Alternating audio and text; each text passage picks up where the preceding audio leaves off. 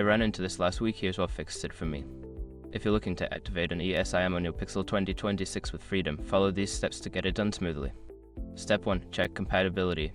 Before activation, use the Azure.com link in the description to open the eSIM compatibility checker and confirm your device and carrier are supported.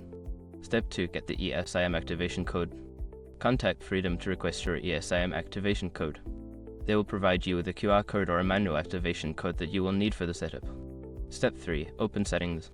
On your Pixel 2026, go to the Settings app. Scroll down and tap on Network and Internet. This is where you'll manage your mobile connections. Step 4. Add Mobile Plan.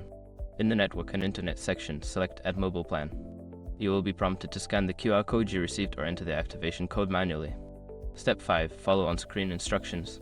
After scanning the QR code or entering the activation code, follow the on-screen instructions to complete the setup. Make sure to restart your device if prompted.